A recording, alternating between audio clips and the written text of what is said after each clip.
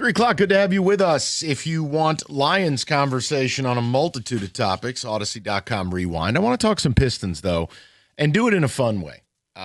If you're, this is a show where we ain't doing game recaps, win or lose. It's 2 months left in the NBA season. I'm also not here I don't think differently about the Pistons after last night. I also don't think it's fair to use terms like reality check. Stop. I think the only person who needs one of those is Jim Costa. You're going to get out here talking about they're winning the whole damn thing. It makes me question whether you watch the league. The point I'm making is this. The way I viewed the Pistons is they are good to very good by Eastern Conference standards, and I have no problem if you view them as the favorite to win the East. Full stop. So last night didn't change anything. That's a Western Conference power at the height of their powers. So what I decided to do was this. You have people that are super positive about this team, and then you have people that are kind of positive but have doubts. Mm-hmm. No one can be negative about them. The Pistons are a really good basketball team, and they have the benefit of playing where they play. So here's what I set up. Think of you've seen like different lists before, 3 up, 3 down. This is called pick 3. Okay? I have 3 reasons you should believe they're going to the finals. Okay. And I have 3 reasons why you should doubt that they will go to the finals. Okay?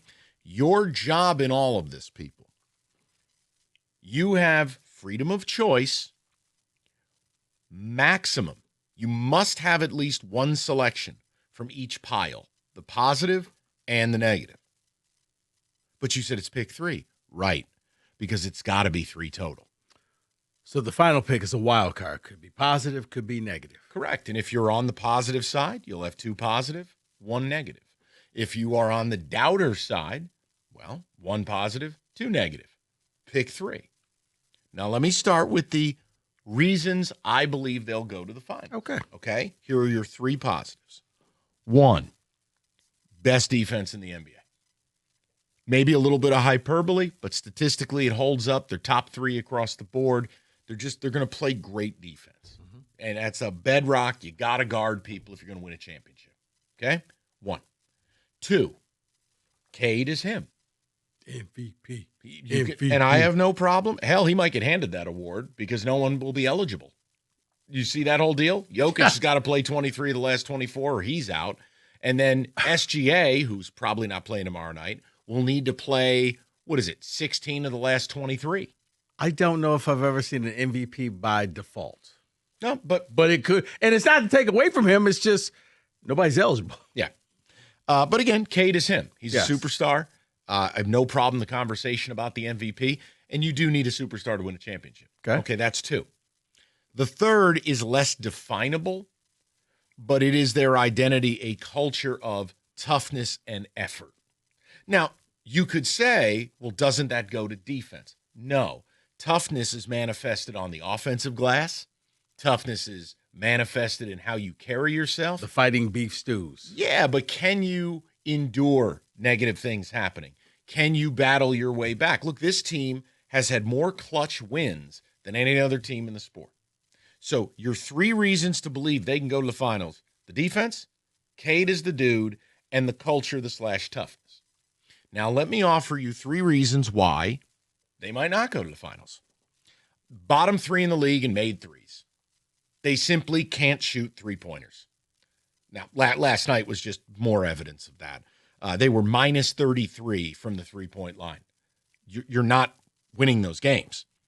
You're just not. You have to, if you're not going to put a lid on it for the other team, look, the best teams in this league shoot about 12 more threes than you do per night, and they're making 5 or 6 more per night. They're up at like 16 made threes a night. You're down at 10.5, 11. Now, that's a 15-point gap you have to make up. Now, the other thing, Cade is your only high-level NBA offensive option. He's all you have as it pertains to who am I running a play for down the stretch, closeout game. Cade Cunningham. And if I force the ball away from him, or if he has an off night, look, he got checked last night too. Castle and Vassell played great D on him. The point I'm making, Cade doesn't have enough help. You didn't go out and get that Robin for his Batman. Ron Holland's not there yet. Playoff Tobias is a thing. You know, you can't run a play for Dern. It's not disrespect. It's reality. He just doesn't have an arsenal of moves. All right. So they can't shoot the three. They don't shoot the three. They don't make enough. Cade just doesn't have the help necessary. Now, the last piece, I could go two ways, but I chose this. They don't have enough experience. You can call making it last year the experience, but what I'm talking about is different, which is you didn't even win a home playoff game last year. You didn't get out of the first round. To go from that to then winning 3 playoff series and competing for the NBA championship, I think there's a gap in there where there's going to be a year that they go on this meaningful run that I think they're going on, but they don't have enough. Do you know what I left off the list? What's that? They live off turnovers, and that's dangerous. Because when you play a team like the Spurs or Wouldn't that be Celtics, best D in the league? You could say it. I'm making a point as to my doubts. If they don't turn the other team over, they're not going to beat them. And like, great example, the Celtics have their own limitations, and this is not Boston radio, but the Celtics are a reason you could be nervous. I have no idea what Tatum will look like. I'm not banking on that. I'm talking about the Celtics as they are now. Mm-hmm. They take and make a ton of threes, and they don't turn it over. Now, what are you going to do with a team like that? And they're a top 7 defense and getting better as the year goes along. I digress. So your 3 reasons to believe: the culture, the toughness, Cade is the dude, and the best defense in the NBA. Your 3 reasons to have doubts: you're terrible shooting the 3. Cade doesn't have the help necessary, and they don't have experience. It's pick 3. Got to pick at least one from each pile. Okay. And the swing pick determines whether you're convinced they're doing it or you have more doubts that they won't. Okay. 248-539-9797. Batter up. To make the finals. Mm-hmm. Positive is the best defense in the NBA. Okay, the bedrock of a run. Yes, because I think, especially when you look at the final 2 minutes of a playoff game, can you lock down that other team and keep them from scoring and then get the rebound after the miss and force them to foul you? So I'm going to go with that as the positive. Okay. The doubt, and maybe it's recency bias, you can't shoot the 3.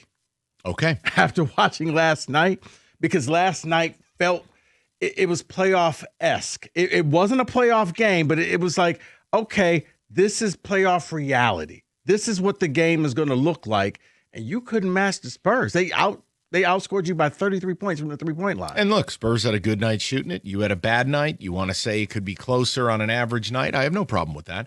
Basically, the elite teams in the league are going to shoot about 40% from deep, and then there's you, who's down at like 33, 34. And look, I know, we said last night was not a playoff game, but if it was, they stole one.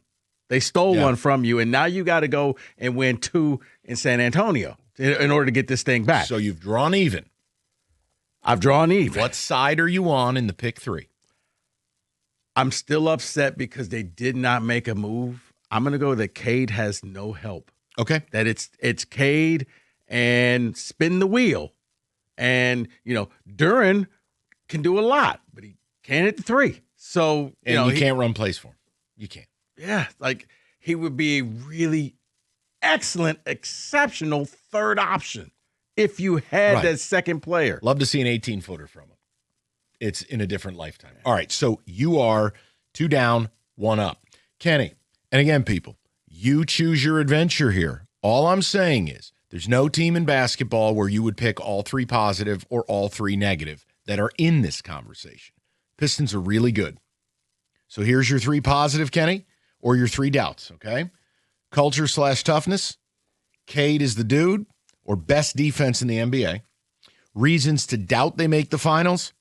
Last night, that type of shooting, they don't hit the 3. They're bottom 3 in made threes. Cade just doesn't have the help necessary. And no experience.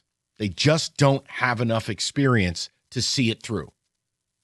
What do you want to do? So the way I'm looking at this is, you said it earlier when you were talking about them being maybe a little bit overly reliant on turnovers. That's why I think defense has to be your positive. Okay. So I agree. I think I'm going to end up across the board agreeing with Rico.